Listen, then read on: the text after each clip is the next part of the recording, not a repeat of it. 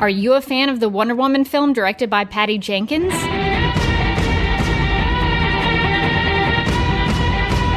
You can share your love for the movie by contributing to a special retrospective episode of the Justice League Universe podcast. The JLU podcast wants to hear about your favorite part of Wonder Woman. It could be a favorite scene, a favorite character, a creative decision that you really appreciated, or any other element of the film that really resonated with you. Think about your favorite part and why it is meaningful to you. Then submit it to JLUpodcast@gmail.com by Monday, September 10th. You can send it as written text, which will be read aloud on the episode, or you can send an audio file up to 3 minutes in length. Let's come together and express our appreciation of this groundbreaking entry in the DC Films canon.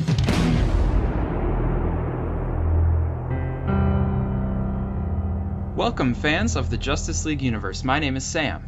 My name is Rebecca. And we are two members of the JLU podcast team who enjoy analyzing the DC films from Warner Brothers Studios. Other contributors to this episode are Alessandro and Sydney. You can find us individually on Twitter, and you can also follow the show at JLU Podcast.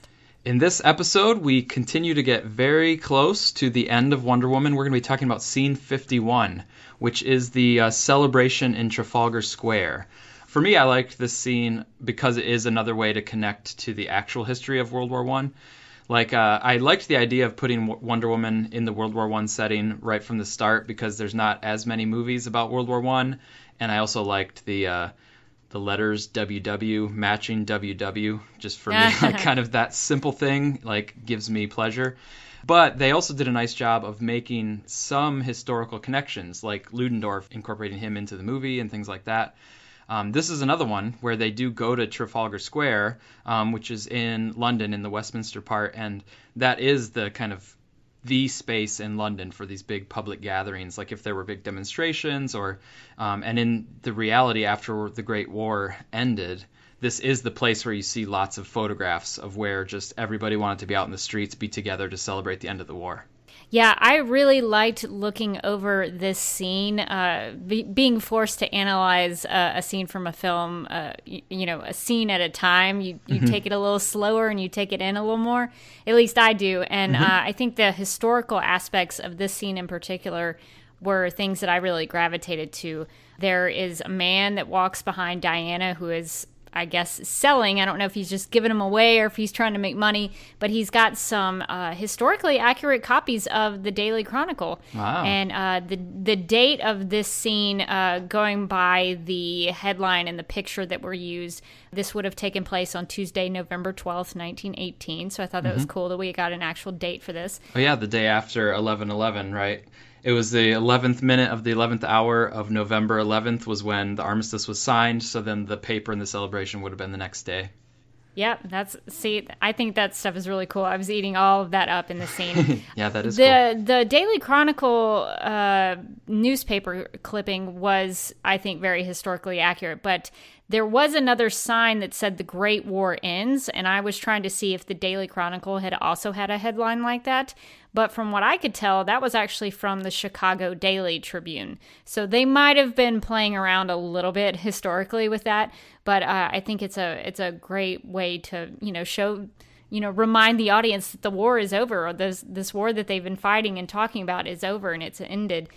So I really liked that a lot. And there's also another historical aspect of this that I discovered that I wasn't quite sure about before watching this scene again for this discussion. But the picture of Steve, and I know we'll probably talk about that a little bit later, but sure. We get to see Steve's plane that he is standing in front of, and that is actually, there's a image on the plane. It's sort of like an Uncle Sam hat. It's a hat in the ring. There's a ring that goes around it, and that's a very famous image from the 94th Aero Squadron from World War I. And the 94th Aero Squadron was an air service in the United States Army, and they fought on the Western Front during World War I. So I thought that was a really cool way to bring Steve's history into, real history and incorporate what he was doing as a soldier and as someone who was overseas fighting during the war incorporating real historical facts about the military with his own, character history. I thought that was really cool. Yeah, and it shows that the filmmakers were thinking about Steve's past, because in this movie, we just see him going on this final mission, but Right. He's obviously been involved in a lot of things for years before this. And it kind of shows that the filmmakers actually talked about that, what he was doing before and what he would have been involved with and that sort of thing. And that's kind of cool just to know that they were giving that kind of respect and attention to the backstories and prior events. Yeah, I really enjoy that as someone who likes to learn about history, and I think Wonder Woman did a really good job of pushing me to learn about World War I because, like you said, there's not a lot about that in the cultural zeitgeist. There's more about that with World War II, but not as much with World War I. So I've actually learned a lot about history through watching this film. Yeah.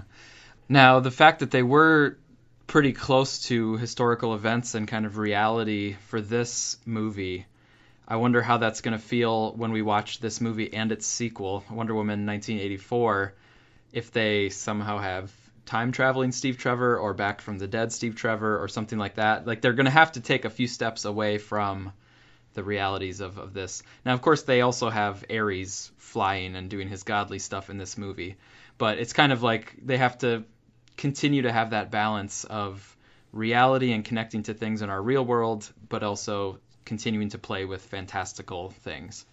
Yeah, and I think they do a really fair job of that in this film, and in particular with this scene where you have Diana, who is this godlike character who is amongst this crowd of people who are celebrating the war that has ended, and we know everything that she can do, but she's keeping it in, and it's almost she's embracing her humanity, I guess, in this moment, and what she feels for the people who have won this war and for the sadness that she feels over the loss of Steve Trevor. So I personally think there's a balance there where you have Diana's powers and all that she can do, but you're putting her in this situation where it's a very real world kind of setting and realistic events that would have taken place. So I definitely like that in this scene. Mm-hmm. Yeah, I agree. Let's go back to the beginning, pick up some of the other just main elements of it. So the scene actually starts with not really showing an establishing shot of Trafalgar Square. You kind of figure out that that's where you are throughout the scene. But they start with a bunch of flags kind of like waving, in front of the camera. So you get the reds and the blues and the whites, and then they go to another shot where you mostly see the flags, but you can now tell you're sort of in London. But that immediately lets you know this is celebrating the end of the war and this, patriotism and stuff. But it also inserts color right into this scene with the blues and the reds. There's a few American flags that are sprinkled in there as part of the Allied forces, but mostly British flags.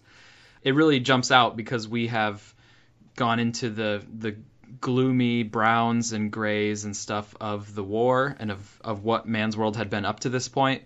And then it was nighttime, for the final battle and stuff. And so we've talked, and Rebecca, a lot of the episodes that you've been on, we've talked about the contrasts, and part of that is color contrasts from Themyscira to Man's World. But now we have some color that's returning, some reds and blues that are pretty strong.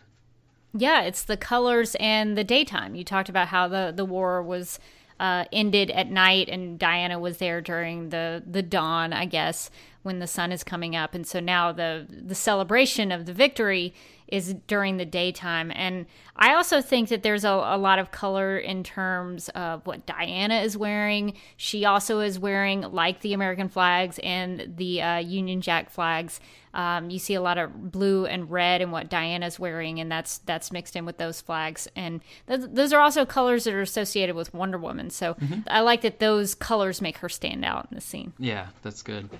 Also, right at the beginning, there's a big picture going by, and I don't know my history of World War I that well either, but again, trying to learn from the movie. I think that big picture is probably David George, who was the Prime Minister of Great Britain at the time. So that's my best guess. A lot of people had mustaches like that at the time, but I think that's probably Prime Minister George.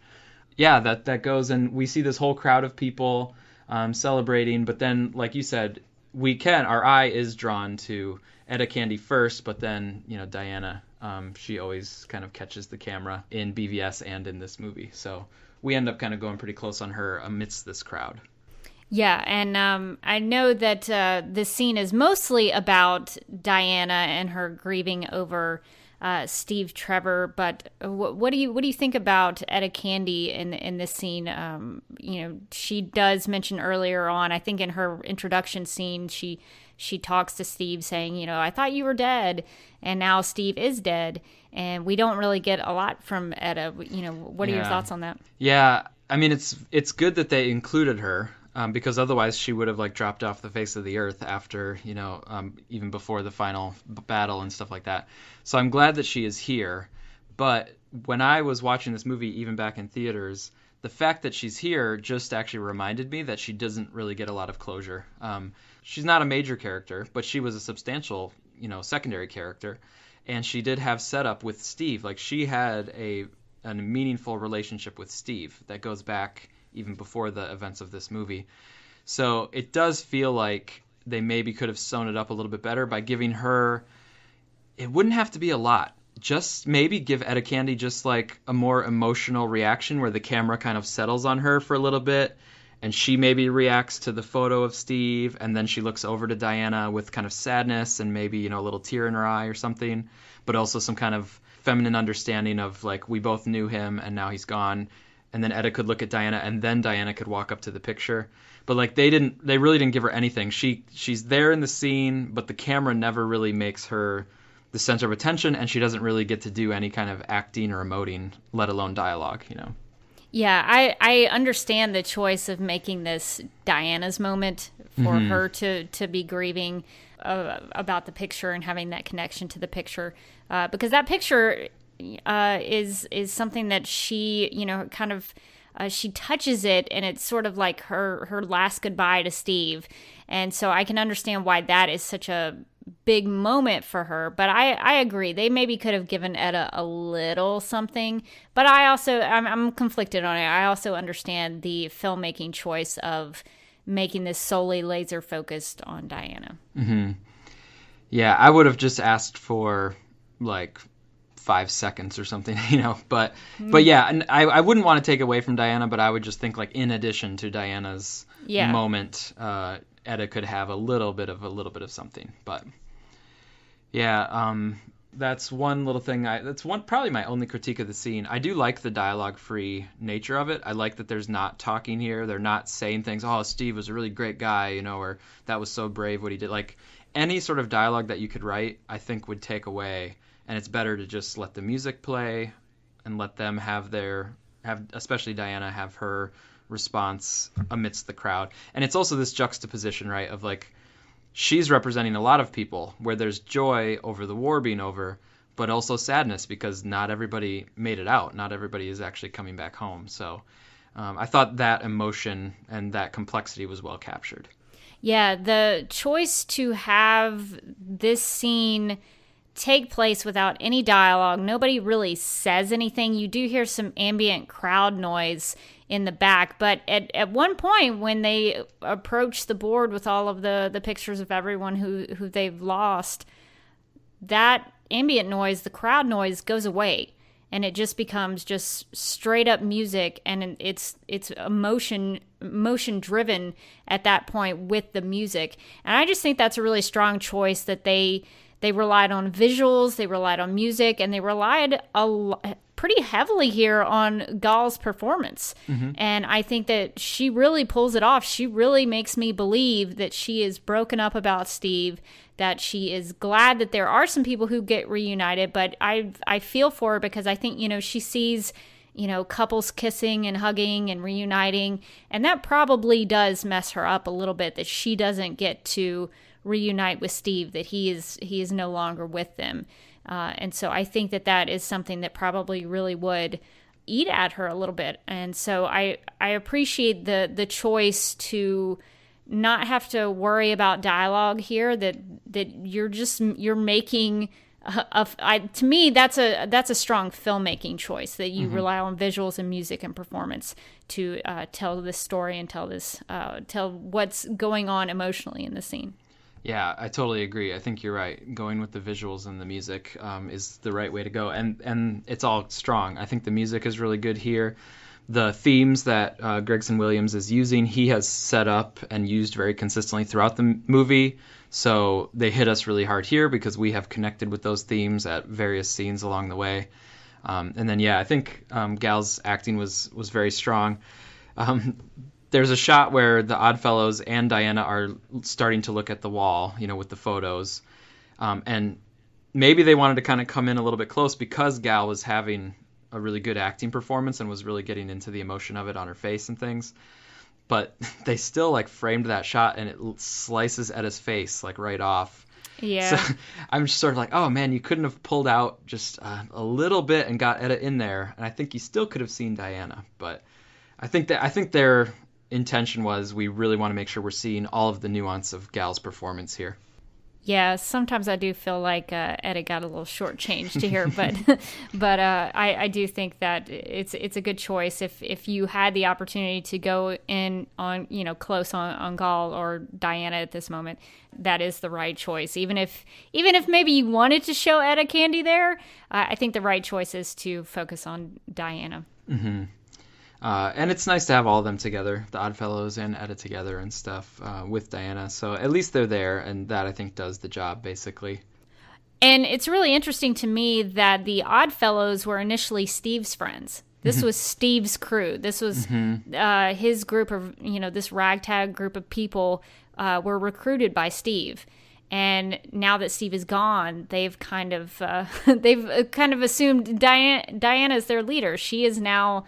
It's almost like it's her team now. It's almost like they have become her friends. So I like that in Steve's absence, Diana sort of steps into his role a little bit. And I think that's a nice touch because it shows that Diana progresses to a point where she makes friends and she learns to operate in the world of man to the point where she has a group of friends who want to be around her, who want to be near her when something emotional or even celebratory is happening.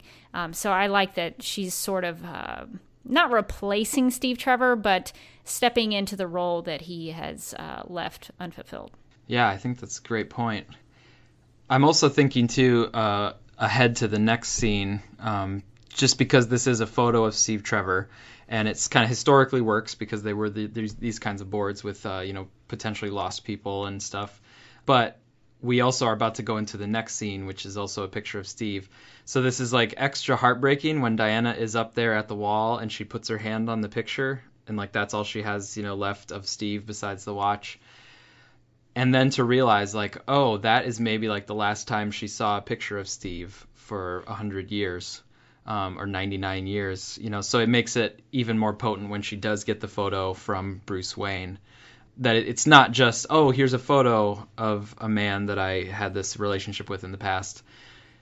As an audience, we're seeing her respond to a photo of him and then finally getting reunited with another photo of him. So it even, shows the poignancy there in terms of foreshadowing the next scene. Yeah, and that would have been the only way that she would be able to reconnect with him. Visually with a picture, we take pictures so we have those memories and those moments in a visual way that we can see and remember. And so that would be really powerful for Diana to have that, because I imagine that the Amazons didn't have photography on Themyscira. I don't think they would have. She would be clinging to something like that so that she could actually remember him, as a lot of us do when we lose loved ones and we see a picture of them. It's very emotional and it's very it makes you want to look at that picture so that you can have those memories of those people. Mm-hmm. So to go into the ending of the scene, she steps away and goes back into the crowd, and then we get another one of her kind of prayerful moments, I think is how you've talked about them before. These moments where she kind of slows down and looks up toward the sky and then usually closes her eyes. So this one now is, definitely in remembrance of Steve. It's not always, at the loss of somebody. It's kind of in just important moments where she's really kind of taking it all in, or decision points. She did it on the cliff at the very beginning, before seeing Steve and diving to save him. She did it after she thought she had killed Ares, but it was Ludendorff. And then, of course, we know in the future she'll do it next to the, death of Superman. So this is kind of, this character motif of her looking up towards the sky. Yeah, I think, in my interpretation, I think she's being thankful that the war is over. She's remembering Steve. She's probably relieved that, the other Oddfellows are okay. So I think it's probably a mix of things, but I like that choice that they don't spell it out for us. Sometimes I think movies and films in this genre have the tendency to tell you everything that a character might be thinking or feeling. And I like that here in this moment, the film invites me to figure that out, put myself in her shoes and imagine what she's thinking and feeling. So I like that little touch. It challenges me as a viewer to put myself in her shoes. Mm-hmm. It's also just a good way to exit the scene, because when she's looking up, that gives you an excuse to have, a crane shot from above and then like pull away, which is of course a good signal to the audience that like we're wrapping up, we're heading into the dismount for the movie, Yeah, for sure. And I think it's a cool way to see that Diana gets a little lost in the crowd. When you have a crane shot like that, you might start on someone's, a close-up of someone, and then when you move away from that person, they just kind of become another one of the people in the crowd. And so I think that might say something maybe symbolically about Diana, that she, in the timeline of her character arc, she, after this supposedly goes away, that she goes away from mankind. And so this might be a visual to hint at that she kind of just walks away from mankind. Yeah, and she's like metaphorically walking away from mankind, but she literally might be amidst mankind. Yeah, true. But like if you're just sort of like, I'm going to blend in with the crowd, that in one sense is joining the people, but in another sense means I'm not going to be Wonder Woman. I'm not going to be like flying, soaring above you. Like, so that's my interpretation in terms of from BVS to this Wonder Woman film, and then taking, like you said, the metaphor of this here, where we last see her kind of getting lost amongst a whole bunch of other people. I take that as, okay, she is in man's world now, but she is not going to be asserting herself as a god above them, or she's not going to be going around and stopping all the conflict everywhere, because her lesson is realizing, people have to make their own choice. I had this Ares issue to deal with, because that is something actually supernatural above mankind themselves. But really the issue is mankind have to make the choices between the good and evil, and I'm not going to rise and be like a lord over them. So for me, it's basically, she is amongst mankind, and she might do things here and there, but she's not going to make a big public show of herself. She's not going to like put herself up as a public superhero for everybody to see. And so that also matches with Justice League, when Bruce Wayne says, hey, where have you been? You haven't been an idol or, an icon for mankind like Superman was being. So my interpretation also fits with that in Justice League. And it fits with the end of this Wonder Woman movie, where she does leap out over Paris, where she's kind of saying, like, I'm going to go into a new era of my life. I'm going to go into an era where I am going to be more of a public figure. But that doesn't happen until 2017 or 2016 or 2017, when she gets the photo from Bruce Wayne. And then she decides, okay, it's time for my new era, because that also happens to be post BVS. So like BVS is part of her changing and then getting the photo back, and now she's into the new era in 2017. Yeah, I like the idea that Diana, at the end of this scene, she comes away with the knowledge of more about what mankind is all about and how mankind operates. She learned a lot about that from Steve Trevor, and how there are good and bad aspects of every person. And I think that one of the things I was struck by when I watched this scene, to discuss it with you here right now, is that they intentionally show a father with his son. Mm-hmm. And I thought that was really interesting, because I understood maybe why they would show a couple kissing or hugging or whatever. Like I get that, because it's a reflection of Diana and Steve. And so it got me thinking about this father and son. And I think some of it is to show that, families were reunited. There is that aspect of it. But it also made me think about Steve and his father, and how Steve's father played very heavily into how Steve operated, how he could either do something or do nothing. Mm-hmm. And in the end, he chose to do something, and he sacrificed his life and helped end the war. And so I really liked that aspect of it. And I think in terms of the idea of what Diana sees as mankind now and her understanding of it, or her better understanding of mankind, it made me think about how even as kids, we are flawed even as children. Children can act well, or they can be bad. They can make poor choices just as we adults can. And so I think that mankind, we're not perfect. We have flaws that start even when we're children. And so I think that that's something to show with that father and son, that we have the capacity to start wars and we have the capacity to end wars. And so I really liked, and I sort of meditated on that a little bit just to figure out why Patty chose to show that interaction between that father and son. So I hope, like Diana, maybe I took a little something from, learning about mankind with that shot. Yeah, that's very nice. I noticed them, but didn't give it as much thought, but I think you made some nice connections there. The one last thing that I kind of learned from the scene is something that Sydney and I were talking about in the last episode, which is just the question of, is Diana famous? Do people know what she did at the end of the war and that sort of thing? To me, this confirms that she's not famous. If they're celebrating the war and they're holding up pictures of the prime minister and stuff, they would certainly be lifting the hero of the final battle up on their shoulders and stuff like that. Oh, yeah. So, there were witnesses at the final battle. There were Germans and, British and stuff that saw Diana and this, whatever that Ares thing was. But they must have, for one reason or another, they must not be spreading that story far and wide. She's able to just kind of go, there could be lots of reasons why that's the case. Maybe she talked to them. Maybe they just kind of decided on their own, I saw something here, but it's really not for public consumption. It's really kind of something that, the world wouldn't accept anyway. So I'm not going to try to describe what I saw, because I'll seem like a crazy person. Lots of reasons, but to me, this confirms that, yeah, what she did it, but it's not going to spread around as news. Yeah, that's an interesting point. Would she choose to hide herself, or did they just decide, hey, we're not going to tell anybody? I'm not sure.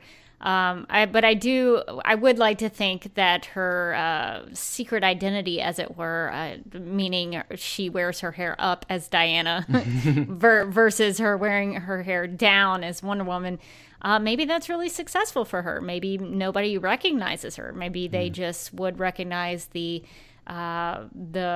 long hair with the crazy Amazon costume and the lasso, but they wouldn't notice this woman with her hair up in the normal looking clothes. Yeah, you're right. So it could be that some of the witnesses did try to tell the story, hey, I saw this woman who had a lasso and destroyed this thing that we think was a god or something. They might have told that story to some people, but a lot of the people probably wouldn't believe it. And like you're saying, they might not have any idea who that woman was. Some mystery woman did this thing, and I don't know where she went. They might not know that she's standing there. Now, the Oddfellows obviously know, but they would be good about keeping the secret. Yeah.